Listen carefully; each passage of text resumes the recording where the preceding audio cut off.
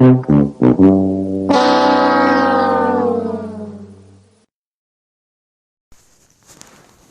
Tay Porter.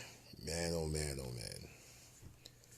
In life, when opportunities are given, you must appreciate the opportunity and you must be blessed for the opportunity and be thankful because many people want your spot.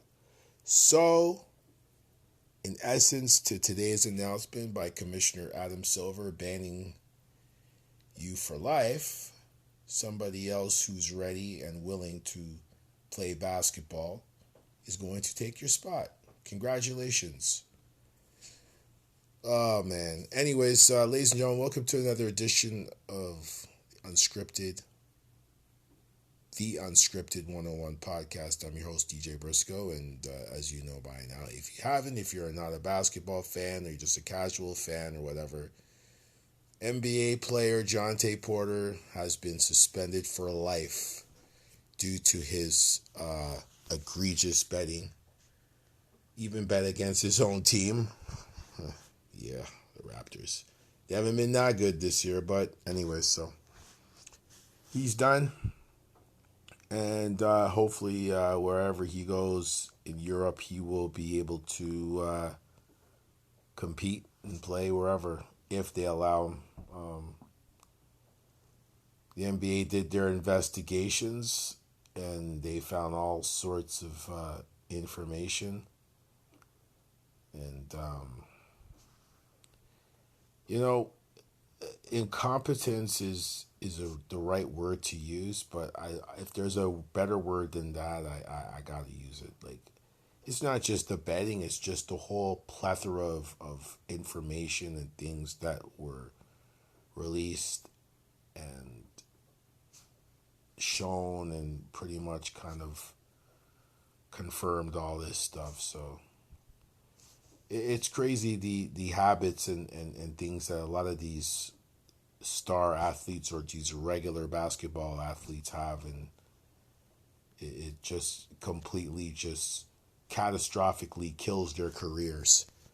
So, we've seen it so many times with Gilbert Arenas with the gun stuff, and OJ Mayo and Tariq Evans, and just the list goes on and on of guys who just catastrophically just kill their own careers, and then they want to blame politics and stuff like that. Listen, there's always going to be politics towards black people. It's the norm. But when you self-inflict and you decide not to take any accountability for your behavior, usually you fall off the ship. So, shift is over for John Tay Porter, and he's done. Next topic, next order of business. So, I've been hearing a lot of people on social media who voiced their opinions and have shown a lot of anger, some have, towards Giannis and the fact that he has his brother on the team. And most of us are going to agree that his brother can't play. But let me say this in defense of Giannis. I would do the exact same thing for my brother if I could. Because you know what? Especially, and I'm going to speak to the black community especially, we have this tendency to bury each other. Whether it's trying to challenge our opinions or a move that we make to take care of our families because either you're unwilling to do the same thing for your family or you just got nothing to talk about and you need some gossip just to, salvage your time. I would do the same thing if I'm Giannis. How many white people take care of their siblings, brothers, wives, kids, whoever? It happens every day. It's been happening for a long time. Even during slavery, they were doing this. So now you got one NBA player, one athlete who has the opportunity to capitalize on an opportunity to make sure that he gets what he wants in a city like Milwaukee, who He's done a lot of poor things when it comes to roster movements in the last, 12 to 15 months, and we're all trying to shoot him down. Don't we have better things to talk about than to talk about Giannis and his brother? If Giannis has the opportunity to put his brother on an NBA roster, congratulations. I would, like I said just before, I'll do the same thing. But yet there's a lot of hate, there's a lot of this, there's a lot of blah, blah, blah. Come on, man. Especially in the black community, we got to do better. We should be looking at more than just that. We should be looking at the bigger picture. We shouldn't be focusing on stuff like that. I think it's pathetic. I think we need to get a better perspective on things. That's just my honest and real opinion. So, with that being said, let me get to the NBA playoffs. But before I get to the NBA playoffs, let me just look at these play-in games. We had 4 play-in games. So yesterday we had the Lakers and Pelicans. The Lakers were successful. Congratulations. The Kings and the Warriors. The Kings were successful. Congratulations. And we had the Sixers successful. They're in the playoffs. Congratulations. And yeah, the Heat. They got to play against the Bulls. The Bulls won. Congratulations. So we have a interesting scenario. The Bulls and Heat will play once again to see who will make the playoffs. And the Pelicans and the Kings will play to see who makes the playoffs. My picks are going to be very simple. I got the Kings and I got the Bulls. Yes, the Kings and the Bulls will be my pick to get the 8 seeds in both conferences, where they will play respectfully the Thunder and the Celtics in the first round. The Celtics will beat whoever in the first round. I picked the Bulls. I think the Celtics will beat the Bulls in 6 games. The Thunder in Sacramento in the first round of the NBA playoffs. This is not a joke. This could be a potential first round upset. Do not take this series lightly, folks.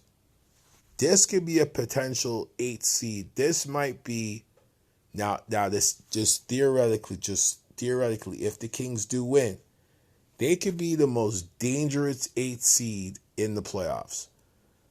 And I'm going to elaborate on that if it happens tomorrow. I think it's tomorrow or Friday. I think it's Friday that we're going to get these games, if I'm correct. But let me go to the series that are already ready to go. So we got the Clippers and Mavs. I don't trust the Clippers, and I don't trust the Mavs. I'm going to go with Kawhi. I trust Kawhi more than I trust anybody else. If he doesn't get hurt, the Clippers in 6. The Timberwolves and Suns. I'm just done with the Suns and all the foolishness they've done. Timberwolves in 6. Nuggets and Lakers. Whew. Lakers lost 4 close games to these guys. Anthony Davis is actually playing at the elite level. LeBron is trying to get one last squeeze. Nuggets at 7. This will go right down to the end. Eastern Conference rounds that are set. Cavs and Magic. I'm going to go with the Magic in 6 games. Yeah, the Magic in 6 games. My boy Paulo, I think he's about to show up. Bucks and Pacers. The dysfunctional Milwaukee Bucks against the upstart Indiana Pacers. I got the Pacers in 5 games against the Bucks. I don't think Giannis is going to play that series, and I think Dame Lillard is checked out. Pacers in 5.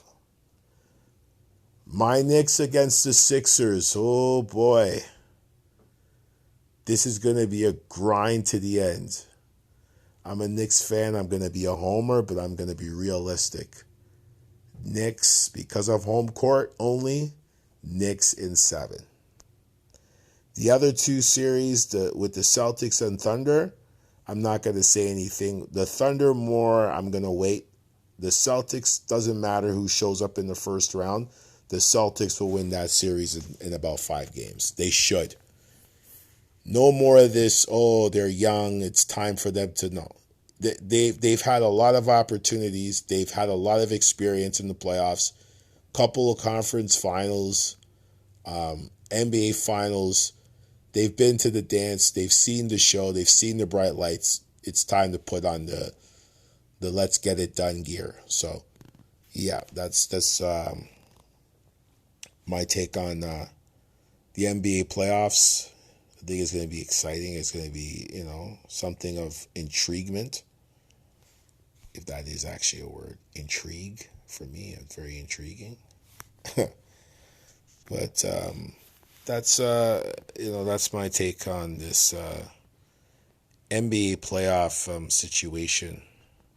So, folks, that's another edition of this fantastic podcast, Unscripted 101.